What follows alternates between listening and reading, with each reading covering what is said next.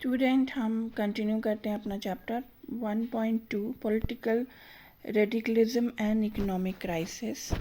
जो political radicalism था that was only increase by the economic crisis of 1923। ये सिर्फ 1923 की इकोनॉमिक क्राइसिस की वजह से इंक्रीज़ हुआ था। द बर्थ ऑफ जो वेमियर Republic coincided with the revolutionary uprising of the Spartacist League on the pattern of the Bolshevik Revolution in Russia। Weimar Republic के बर्थ के बाद वो टाइम था जब स्पार्टकिस्ट लीग जो थी वो राइज हो गई थी। स्पार्टकिस्ट लीग जो थी वो जर्मनी में रशिया के टाइप का बोल्शेविक रेवोल्यूशन चाहती थी, उस पैटर्न पर बनी थी।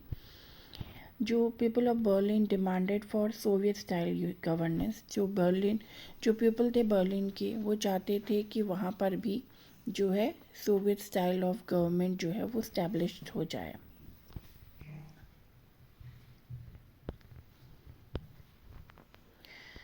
Political atmosphere in Berlin was charged with demand for Soviet-style governance. This opposed to this, such as the Socialists, Democrats and Catholics, met in Weimar to give shape on the Democratic Republic। ये सब चीज़ें जो हैं, जो socialist, democratic और Catholic थे, जो वेमियर Republic के सपोर्टर थे, उनको उसका विरोध कर रहे थे वो, तो उन्होंने एक मीटिंग करी वेमियर में ताकि वो एक डेमोक्रेटिक रिपब्लिक को अच्छा शेप दे सकें।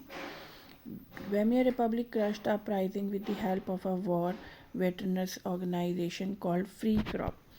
वेमियर रिपब्लिक ने ये जो अपराइजिंग हो रहा था स्पार्टकिस्ट लीग का, उसको वॉर ऑर्गेनाइजेशन जिसे कि फ्री क्रॉप्स कहते हैं, उसकी हेल्प से क्रश किया, सप्रेस कर दिया इस अपराइजिंग को, इस विद्रोह को। ठीक है। इसके विरोध में जो स्पार्किस्ट थे later founded the communist party of Germany. उन्होंने जर्मनी में एक कम्युनिस्ट पार्टी बना ली। Germany had fought the war largely on loans and had to pay war reparation in gold. Germany ने फर्स्ट वर्ल्ड वॉर के time बहुत सारा loan लिया था, तो उन्हें वो लोन जो था वो पे करना था। वॉर रिपेरेशंस मीन्स होता है money that is paid by a country that has lost a war, कि ये वो मनी होता है जो उस कंट्री को पे करना पड़ता है जो वॉर में हार गया होता है, तो उसने गोल्ड में उसे पे करा। This result in depletions of gold reserve when resources were insufficient. अब जब रिसोर्सेज तो थे नहीं जर्मनी के पास, उसकी वजह से उसकी बहुत सारा जो गोल्ड रिजर्व था वो उसका डिप्लेशंस हो गया, यानी वो ख़त्म होने लगा। व्हेन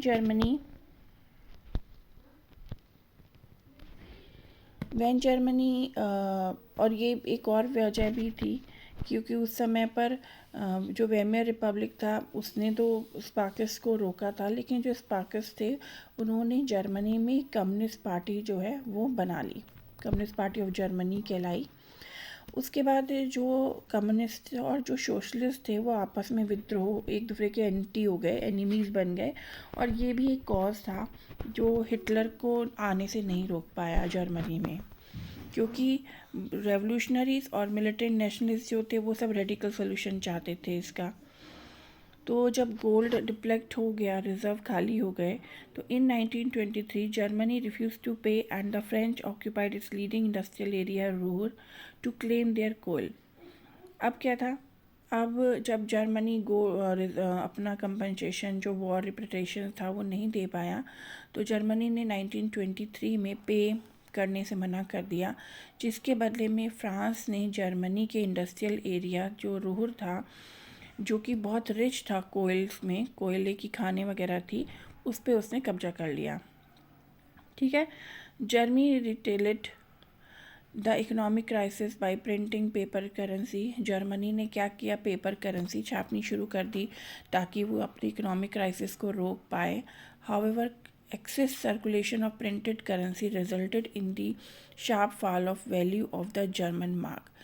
जबकि क्या हुआ आगे आप देखेंगे कि इसमें लिखा है कि सर्कुलेशन में आई, लेकिन जो जर्मनी मार्क है, जर्मनी मार्क क्या होता है, farmer currency of Germany, Germany की फॉर्मर करेंसी थी मार्क। तो जर्मन मार्क की जो वैल्यू है वो एकदम से गिर गई, क्योंकि उसने इतने ज़्यादा करेंसी छाप दी कि डॉलर के कंपेयर में जो है उसकी करेंसी पहले देखिए 24,000 थी, फिर जुलाई में और कम हुई, अगस्त में देखिए कितनी कम हुई, फिर दिसंबर तक आते हो गई, और ये जो फिगर था ये ट्रिलियंस में गिर गया। As the value of the mark collapse, price of goods got, जैसे जैसे मार्क की वैल्यू गिरती चली गई, जो चीज़ों के प्राइस थे वो भी इंक्रीज होते चले गए। This crisis came to be known as hyper inflation in Germany. ये जो क्राइसिस था जहाँ price of goods are increase और value of mark had down, यानी पैसे की कीमत गिर जाना और प्राइसेस का इंक्रीज हो जाना, that is called a hyper inflations. Okay, eventually ये आप अंडरलाइन कीजिएगा यहाँ से, द क्राइसिस पूरा ये वाला।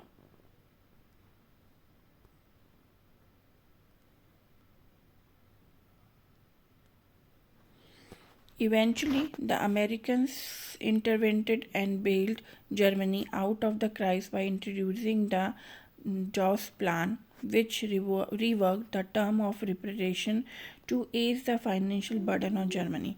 तब एंड में क्या हुआ, हाल में फिर जो अमेरिकन ने जॉस जो उनका डाव्स प्लान था उसको जर्मनी में इंट्रोड्यूस किया। जो डाव्स थे वो उसके हेड थे, इसलिए इसको डाव्स प्लान कहते हैं।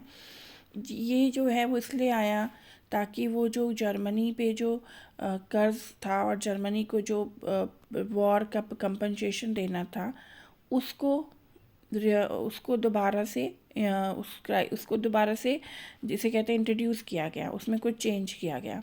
The plan make change in the terms of reputation to relieve the financial burden of Germany. ये प्लान इसलिए बनाया गया, इसलिए बदला गया ताकि जो जर्मनी पे जो रिपुटेशंस लगा हुआ है, यानी जो उसे लॉस्ट ऑफ वॉर का पैसा देना है, उससे जो बर्डन आ गया जर्मनी पे, उस पर थोड़ा उसको रिलीव किया जाए, उसको थोड़ा कम किया जाए, हल्का किया जाए।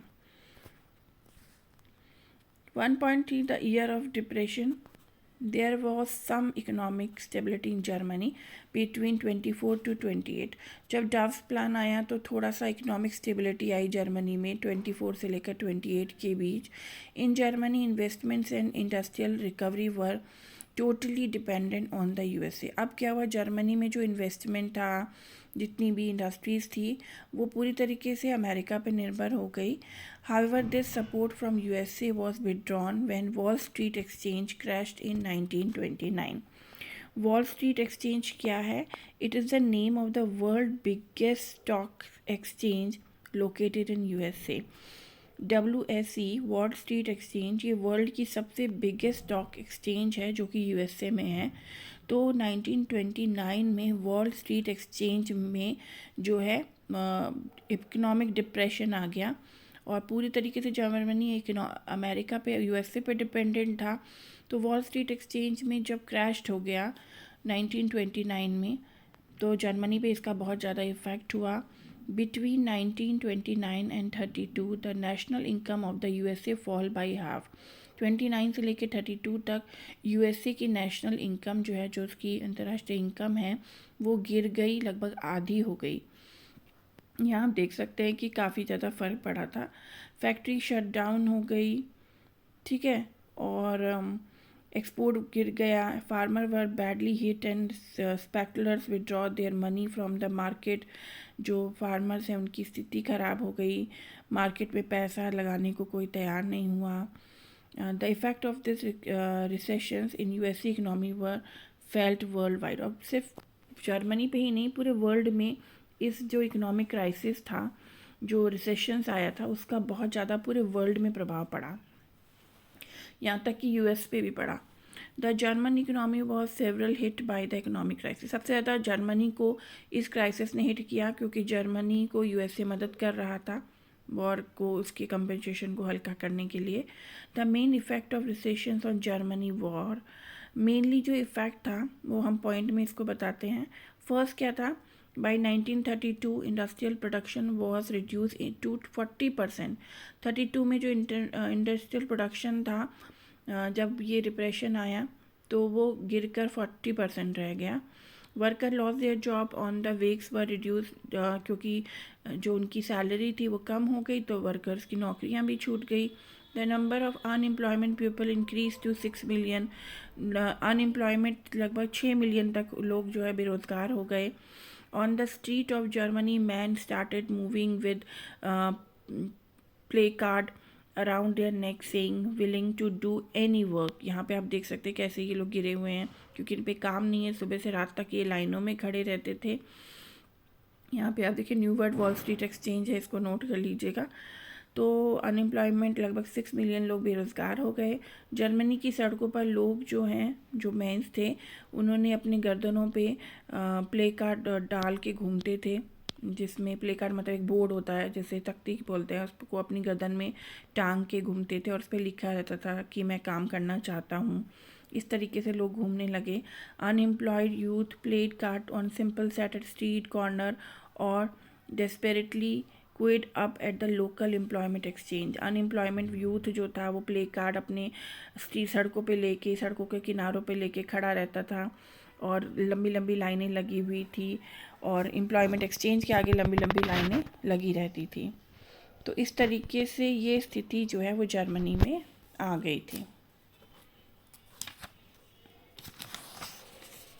और भी बहुत सारी प्रॉब्लम्स हुई.